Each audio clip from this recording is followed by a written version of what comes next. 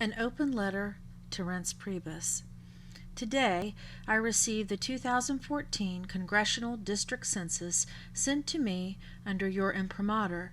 Despite the fact that the census was a fundraiser masquerading as an issues survey, I completed it. In your cover letter, building the grassroots organization that the Republican Party needs to win the 2014 elections is your stated goal. I suggest that the establishment members of the GOP have no desire to embrace the grassroots members of the party. I say this because of their having repeatedly ignored the outcry and demonstrations on a wide variety of issues, ranging from immigration to Benghazi to the IRS, Fast and Furious, NSA, the treatment of the military, both active and inactive, to Obamacare, and the list goes on. I would also point to certain entrenched members of the party dismissing grassroots activists as extremists and kooks. It goes back to the grassroots' desire for strict adherence to the Constitution, which is most inconvenient for those legislators in our party who wish to continue the growth of government. Indeed, the quote-unquote census questions clearly illustrate this fault on their part. What follows are some of the census questions, what they failed to understand, and how they missed the point. Put this together and you will find the reason why you have been unsuccessful so far in generating the necessary enthusiasm, support, and participation amongst many registered Republicans. So, here we go. Section 1, Question 7. Do you think that as a political party, Republicans need to reassess their strategies and tactics to help turn out every voter possible in the November midterm elections? It should be obvious to everyone that if the GOP does not change its strategy and tactics, the election results will remain essentially the same, which is not the desired outcome. This begs the question, does the Republican Party really want honest opinions from the respondents, and are they genuinely interested in productive responses that lead to solutions? To elicit productive responses and solutions, a better question would have been, what changes in strategies and tactics should the party implement to encourage the enthusiasm and participation of the grassroots? Moving on to Question 8. Do you believe the Republican Party should continue to embrace social issues, or are these too divisive when it comes to winning elections? This particular question shows the ingrained similarities shared by the Republicans and Democrats. Were the Republicans truly concerned with strict constitutional adherence and upholding their oaths to preserve, protect, and defend the same, there would never be a need to ask this question. The Constitution as conceived and written was not intended to legislate morality, only to protect our inalienable rights to life, liberty, and the pursuit of happiness or private property. Surely the founders are spinning in their graves as representatives from both parties boldly venture into our churches, associations, boardrooms, and bedrooms, demanding that they be given purview via legislative overreach.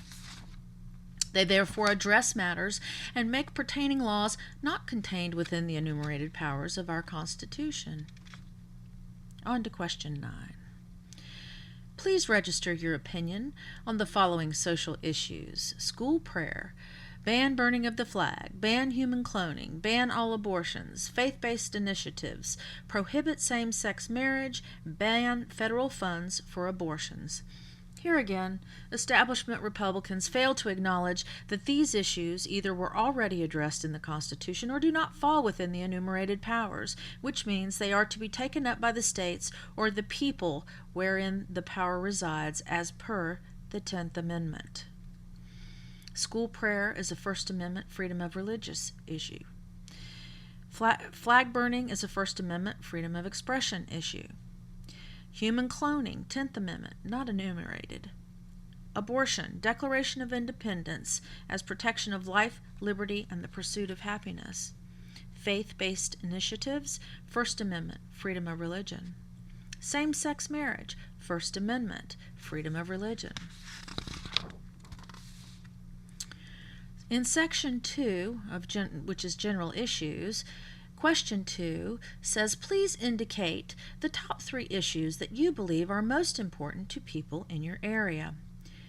Economy, jobs, government expansion, taxes, Social Security, environment, Medicare, Medicaid, energy, health care, federal spending, state spending, education, immigration, cutting federal deficit, foreign policy, protecting traditional values, gun control, strong military, homeland security.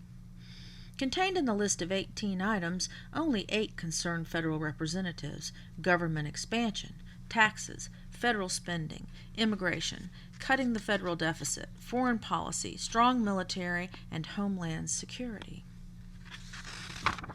And despite the federal government's having inserted itself into all the other areas listed, they had no business there to begin with, and so the opinions you solicit do not matter on a federal level. On to question 3. Which political party do you feel is best able to handle each of the following issues: war on terror, economy, jobs, taxes, health care, gun control, Second Amendment, reducing federal deficit, cutting entitlement spending, protecting Social Security, foreign policy, environment, immigration reform, energy, education, strong military, protecting traditional values?